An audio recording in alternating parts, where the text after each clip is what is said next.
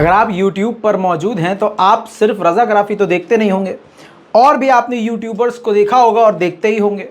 क्या आपने कभी ये नोटिस किया कि कोई भी जो थोड़ा सा बड़ा चैनल हो जाता है, वो अगर दिन में 5 वीडियो डालता है तो 5 वीडियो वो खुद अकेले नहीं डालता है यूट्यूबर, वो दूसरे रिपोर्टर को रख लेता है, किसी लड़की को रख लेते हैं जो आवाज़ पीछे से देती है और ऊपर विजुअल चलता रहता है। कहने का मतलब ये है कि जिसका मेन चैनल होता है वो अकेला दिन में 1 से या 2 रिपोर्ट देता है, बाकी उसके अलावा जितनी वीडियोज़ आती हैं वो ऐसे ही आती हैं, किसी और से बनवा के या किसी और की आवाज़ में या वॉइस ओवर पर। लेकिन पिछले 2 साल से, जब से मैं इस चैनल पर आया हूँ, जब से आपके सामने मैं आपके लिए नौकरी कर रहा हूँ, जब से मैं आपके सामने सच बोल रहा हूँ और दुनिया के कोने कोने से सही और सच्ची खबर और पूरे तर्क के साथ, सबूत के साथ आपके सामने रख रहा हूँ, तब से आपने देखा है कि चाहे दिन में 1 खबर आए, चाहे 10 रिपोर्ट आए, मैं अकेला ही लंबी लंबी रिपोर्ट चाहे जितनी मर्जी हो, मैं आपके सामने अकेला ही लेके आता हूँ, किसी और का सपोर्ट नहीं लेता। एंकरों को मैंने सोचा कि दूसरे एंकर हायर करूँ, तो आप लोगों ने कम्युनिटी में वोटिंग में मना कर दिया, बहुत सारे लोगों ने, कि रज़ा भाई हम आपकी वजह से आपका चैनल देखते हैं, कोई और आप एंकर रखोगे तो हम नहीं देखेंगे। तो आपकी बातें सर आंखों पर। इन सब के बावजूद आज हमारी ये 6ठी रिपोर्ट है। इसके लिए हमें कितनी मेहनत करनी पड़ती है आप सोच भी नहीं सकते। बहरहाल ये एक दर्द था, तकलीफ़ थी जो आपको बतानी थी और आपको समझाना था कि इतना आसान नहीं होता है कि बस कैमरा लगाया और शुरू हो गए, नहीं। इसलिए आपसे गुजारिश है कि आप कुछ ना करें तो कम से कम सिर्फ 2 चीज़ मांग रहा हूँ आपसे। एक, सबसे पहले आप चाहे सब्सक्राइब नहीं करना चाहते मत करिए, लेकिन दुआओं में, अपनी इबादतों में मुझे याद रखें। एक यूट्यूबर आपसे यही मांग सकता है, मैं तो कम से कम आपसे यही मांगूंगा। और अगर दिल करे तो चैनल को सब्सक्राइब कर दीजिएगा, और मुझे आप लोगों से कुछ नहीं चाहिए। और अगर बहुत ही मोहब्बत है और सच में आप हमारे मोहब्बत करने वाले हैं तो दूसरों से भी चैनल को सब्सक्राइब करवा दीजिए, यही बहुत होगा मेरे लिए। तबीयत ख़राब होती है, बीमार होता हूँ, आराम भी नहीं करता, लेकिन आपके सामने आ जाता हूँ। बहुत लोगों को ये बात बुरी लग रही होगी कि रज़ा भाई आपने 1-1.5 मिनट अपने बारे में बता दिया, लेकिन 2 साल से मैंने कभी ये बातें आपको नहीं बताई। आपने शायद पूरा दिन नोटिस नहीं किया, लेकिन अब बता रहा हूँ। पूरा दिन कई वीडियो में, अभी जाके देख लीजिए, ज़्यादातर वीडियो में, 4 से 5 वीडियो में, कई बार मैं अपने इसी तरह कोक पर यानी पेट के इस तरफ हाथ लगा कर खड़ा हूँ। कई बार मेरा हाथ यहाँ पर गया है। रीज़न पता है क्या है? पेट में इन्फेक्शन है, पेट में तकलीफ़ है और इस तरफ ज़्यादा तकलीफ़ है। बोल नहीं सकता, डॉक्टर ने ज़्यादा तेज़ बोलने को मना किया है। आप समझ नहीं रहे हैं, और ये सब इसलिए हो रहा है क्योंकि मैं रेस्ट नहीं ले रहा हूँ, रेस्ट करता ही नहीं हूँ। डॉक्टर 4 दिन रेस्ट करने को बोलता है, मैं 4 दिन छोड़िए 1 दिन सिर्फ रेस्ट करता हूँ, और उस दिन भी देर रात आपके सामने रिपोर्ट लेके आ जाता हूँ। अब दोस्तों आपके सामने हूँ, आप मेरे परिवार वाले ही हैं, इसलिए मैंने आपको बता दिया है। सलाम, नमस्ते, सत श्री अकाल, मैं हूँ रज़ा और आप देख रहे हैं रज़ाग्राफ़ी को और अपडेट। माफ़ कीजिएगा, आपका समय शुरू में ख़राब किया, लेकिन बताना ज़रूरी था। आपको बता दूँ कि मामला कितना ख़तरनाक हो गया है। कल तक यूक्रेन जो डर नहीं रहा था, अब अमेरिका, यूक्रेन, EU सभी डर रहे हैं रूस की अब अगली चाल से। आपको बता दूं कि कल तक जो यूक्रेन के प्रेसिडेंट ज़ेलेंस्की ये कह रहे थे कि मुझे यकीन है कि रशिया न्यूक्लियर नहीं दागेगा। अब देखिए, यूक्रेन के ज़ेलेंस्की ने अब कहा है कि ये हो सकता था कि पहले सिर्फ ब्लफ हो, यानी पहले सिर्फ शो ऑफ हो, धमकी हो, लेकिन अब मुझे नहीं लगता है कि रशिया धमकी दे रहा है। रशिया न्यूक्लियर का इस्तेमाल कर सकता है। इतना ही नहीं दोस्तों, इससे पहले यूरोपीय यूनियन ने भी कह दिया है कि व्लादिमीर पुतिन अब न्यूक्लियर वेपन का इस्तेमाल कर सकते हैं। ये पहले की बात थी कि पहले वो नहीं करते, लेकिन अब जो स्थिति है वो बदल चुकी है। अब जो स्ट्रैटेजी है बदल चुकी है पुतिन की, अब वो न्यूक्लियर वेपन का इस्तेमाल कर सकते हैं। वहीं पर अमेरिका ने बड़ी धमकी दी है। अमेरिका ने देखिए अलग खुल्लम खुल्ला साफ बात कह दिया है। अमेरिका ने कह दिया है कि अगर रूस ने न्यूक्लियर इस्तेमाल किया तो उसको परिणाम भुगतने होंगे। वहीं आपको बता दूं कि रूस की डिफेंस मिनिस्ट्री की तरफ से जानकारी ये दी गई है कि ज़ैपोरिज़िया न्यूक्लियर पावर प्लांट पर यूक्रेन ने कैमिकाज़े ड्रोन से कई बार हमला किया। जी हां, जिससे कैमिकाज़े ड्रोन की हमले की वजह से ज़ैपोरिज़िया पावर प्लांट नुकसान झेल सकता था। रूस ने बताया है कि यूक्रेन के इरादे खतरनाक हैं। यहां पर हमला करने के बाद वो इल्ज़ाम रूस पर डालना चाहता है। दोस्तों, एशिया में, जैसे एशिया है, वैसे ही अफ्रीका में एक कंट्री है युगांडा। युगांडा के जनरल ने देखिए ट्वीट किया है अपने ऑफिशियल अकाउंट से और कहा है कि रूस पर हमला युगांडा पर हमला माना जाएगा, यानी अफ्रीका पर हमला माना जाएगा। यानी पूरी तरह से ये समझ लीजिए स्टैंड ले लिया है युगांडा ने रूस का। रूस के समर्थन में ये पहली ऐसी कंट्री है जो खुलकर मैदान में आई है। चीन भी है साथ और ईरान भी रूस के, लेकिन इस तरह से साथ नहीं जैसा बयान युगांडा ने दिया है। अब रूस से लोग फरार हो रहे हैं, रूसी लोग जा रहे हैं, भाग रहे हैं, तो जॉर्जिया ने ऐलान किया है कि आने वाले मंडे से जॉर्जिया अपने बॉर्डर को रूसी लोगों के लिए बंद कर देगा, सिर्फ आदमियों के लिए। महिलाएं बच्चे जा सकेंगे लेकिन मर्दों के लिए एंट्री जॉर्जिया में बंद कर देगा जॉर्जिया। अब ऐसे बहुत सारे देशों में फरार हो रहे हैं, भाग रहे हैं, पनाह ले रहे हैं रशियन। ऐसे में कजाकिस्तान, ये तस्वीरें देखिए, कजाकिस्तान के बॉर्डर को क्रॉस करके रूसी अंदर घुसे तो बॉर्डर के कजाकिस्तान के सैनिकों ने गिरफ्तार कर लिया रूसियों को। वहीं रूस ने नरमी बरतते हुए कहा है कि स्टूडेंट्स को भी ज़रूरत नहीं है सेना में शामिल होने की, पढ़ाई पर ध्यान दें, लेकिन हाँ ज़रूरत पड़ने पर टीचर्स को शामिल होना पड़ेगा इस जंग में। वहीं रूस के ही लॉ मेकर ने बड़ी बात कही है। लॉ मेकर ही रूस के पुतिन के खिलाफ हो गए हैं।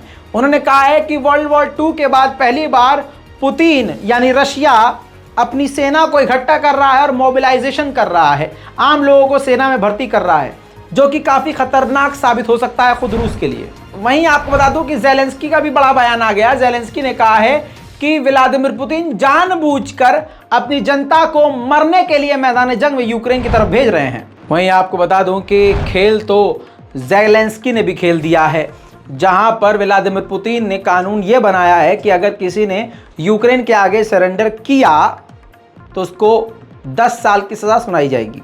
वहीं पर यूक्रेन ने खेल ये खेल दिया। ज़ेलेंस्की ने रूसी वर्ड में, रूसी भाषा में बोला है ताकि सभी रशियंस को समझ में आए कि अगर आप हमारे से लड़ने आते हैं और आप हमारे आगे सरेंडर कर देते हैं तो आपके साथ दुर्व्यवहार नहीं किया जाएगा, आपको मारा पीटा नहीं जाएगा, आपको वैसे ही इज्जत और प्यार दिया जाएगा जैसे आपको मिलना चाहिए। साथ में ये पता नहीं चलने दिया जाएगा कि आपने सरेंडर किया है।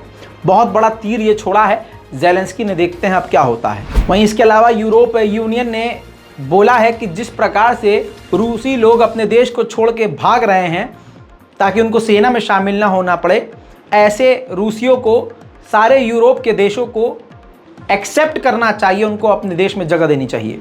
वहीं आपको बता दूं कि दागिस्तान नाम की एक जगह है रूस में, वहाँ पर जनता सड़कों पर है जो इस चीज़ के खिलाफ है कि ज़बरदस्ती सेना में शामिल किया जा रहा है।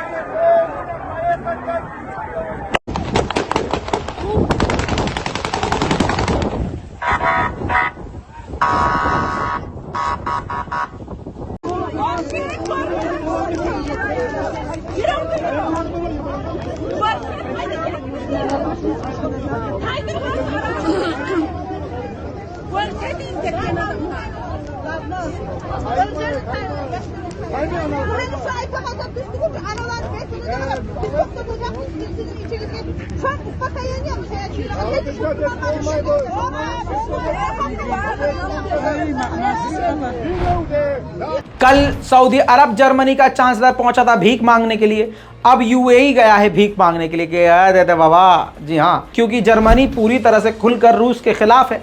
रशिया ने भी गैस, तेल, कोयला सब बंद कर दिया है। तो सऊदी अरब के बाद जब ये यूएई पहुंचे हैं तो यूएई ने एलएनजी की भीख दे दी है, एलएनजी डील पर साइन कर लिया है। अब यूएई एलएनजी प्रोवाइड करवाएगा जर्मनी को। यूक्रेन का एक कामेनिका नाम का गांव रूसियों से आज़ाद करवा लिया गया, जिसके बाद पहली बार तस्वीरें आई हैं रूसियों ने पूरा कामेनिका गांव तबाह कर दिया था।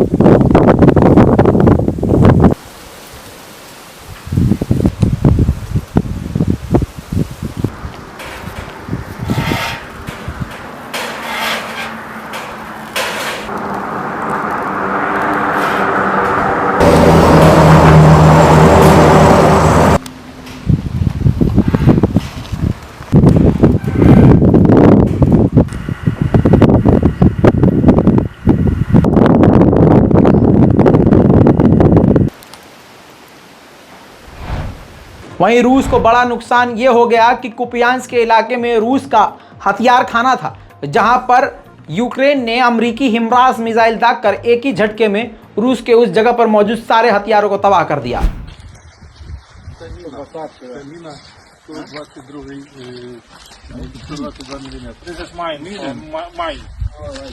वहीं बुचर ऑफ मारियोपोल के नाम से जाने जाने वाले रूस के एक जनरल को रूस का डिप्टी डिफेंस मिनिस्टर बना दिया गया है। आपकी स्क्रीन पर ये है उनकी तस्वीर, जो कि नव भारत टाइम्स पर मौजूद है। पुतिन ने मारियोपोल के कसाई को सौंपी यूक्रेन युद्ध की कमान, बनाया नया डिप्टी डिफेंस मिनिस्टर। उम्मीद है ये है रूस को, पुतिन को, कि ये कुछ बड़ा कमाल करके दिखाएंगे। ओडेसा के इलाके के अलावा पूरे ही यूक्रेन में ईरान के ड्रोन ने बड़ी तबाही मचा दी है। रूसियों को अब ईरान का ड्रोन अच्छे से उड़ाना आ गया है। ओडेसा के इलाके में आत्मघाती हमलावर ड्रोन शहीद, जी हाँ, ईरान का तबाही मचा रहा है। बिल्डिंग से जाके टकरा जा रहा है और ब्लास्ट हो जाता है। देखिए,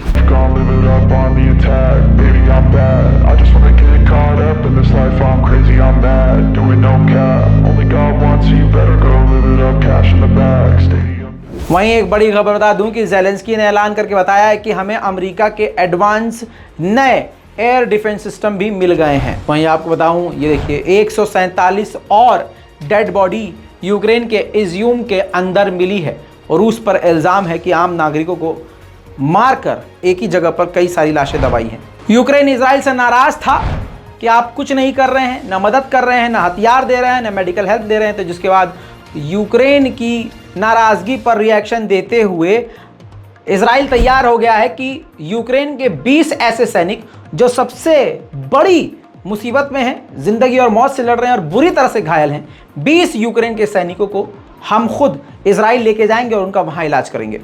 फिर मैं ले चलूँगा आपको रूस की तरफ। ये देखिए, तस्वीर रूस की है। रूस में आम लोगों को जो प्रदर्शन कर रहे हैं उनको गिरफ्तार करके रूसी सैनिक लेके जा रहे हैं। रूस की आम जनता जो रूस की तरफ से सेना में भर्ती होने के लिए निकल चुकी है, रास्ते में वो रुककर आग लगाकर हाथ ताप रहे हैं क्योंकि ठंड इतनी ज़्यादा है। तस्वीर आ चुकी है, देखिए। Вот такая у нас охуенная мобилизация, блядь. Все люди, блядь, уже от холода, он, блядь, костры жгут, ебать. Толбоебы, блядь. Вот костер, блядь. Вот, я не снимаю.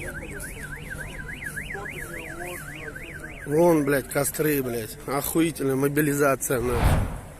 इजराइल का अखबार जेरूशलम पोस्ट, सरकारी अखबार, सबसे बड़ा अखबार, हर साल वो जारी करता है एक मैगजीन और उस मैगजीन पर टॉप 50 जैविश यानी टॉप 50 यहूदियों में से सबसे एक नंबर पर जो सबसे ऊपर यहूदी होता है उसकी तस्वीर छापता है। स्क्रीन पर देखिए, इस साल उस जैविश यहूदियों के अखबार ने नंबर 1 यहूदी ज़ेलेंस्की को बताया। वहीं रूस को अब तक का सबसे तगड़ा झटका लगा है क्योंकि उसके ही साथी, उसके ही सपोर्टर सर्बिया ने कह दिया है कि रूस जिन जिन 3 से 4 इलाकों में वोटिंग करवा रहा है कि वो रूस में शामिल हो या नहीं, हम इसके खिलाफ हैं और मान्यता नहीं देंगे। क्योंकि कहीं ना कहीं सर्बिया को भी ये लगता है कि ससुरा आगे जाके रूस हम पर अटैक कर दे और हमारे ही लोगों से वोटिंग करवा के सेम इसी तरह से हमको भी जो है ससुरा रूस में शामिल ना कर ले। मामला ख़तरनाक हो रहा है। रूस के याकुत्स्क के इलाके में महिलाएं सड़कों पर उतर आईं और पुतिन के खिलाफ, रूस की सरकार के खिलाफ, मोबिलाइजेशन के खिलाफ प्रदर्शन करने लगीं।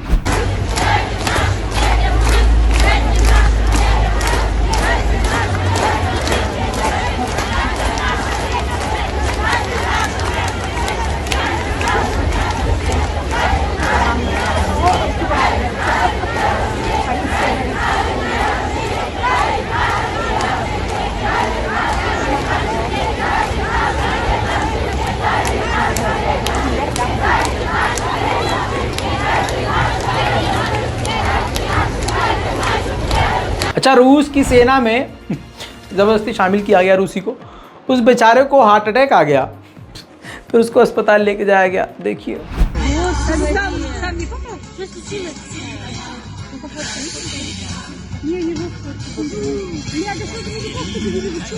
вот так таким, блядь, идти-то воевать, если они здесь, то в обморок падают. वहीं माइकोलाइव के इलाके में ईरान के शहीद 136 ड्रोन को, सुसाइड ड्रोन को मार गिराया गया है यूक्रेन के द्वारा।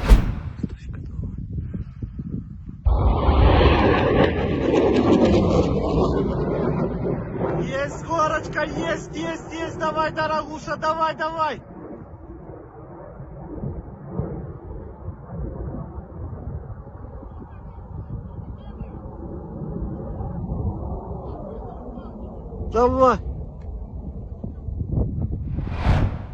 वहीं पर नेटो की मदद से, रूस ने कहा है, नेटो की मदद से खैरसन के इलाके में एक होटल के ऊपर अमरीकी हिमराज मिसाइल यूक्रेन ने दागी है। स्क्रीन पर देखिए, रूस ने कहा है कि यूक्रेन के पास इंफॉर्मेशन सटीक नहीं होती है, लेकिन यूरोपीय यूनियन की इंटेलिजेंस पूरी मदद कर रही है सटीक जानकारी और लोकेशन देने की। आम जनता की जगहों को, पब्लिक प्रॉपर्टी को भी तबाह यूक्रेन कर रहा है।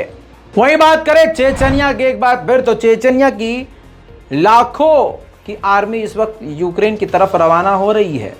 ऐसा नहीं है कि रूस इतनी आसानी से हार मान लेगा। चेचन आर्मी रूस की तरफ।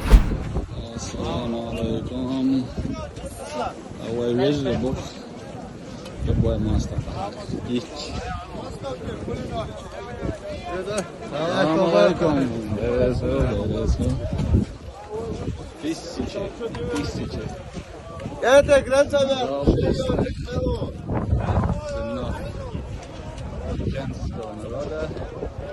Готовы сломить врага.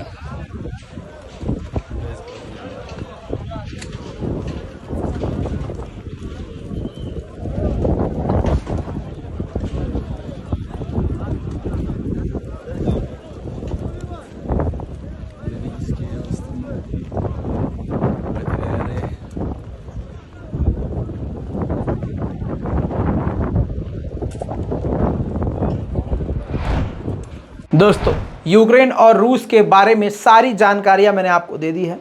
इस पूरी रिपोर्ट पर अपनी राय ज़रूर लिखिए, दुआओं में मुझे याद रखिए, चैनल को सब्सक्राइब कीजिए और दूसरों से भी करवाइए। जय हिंद।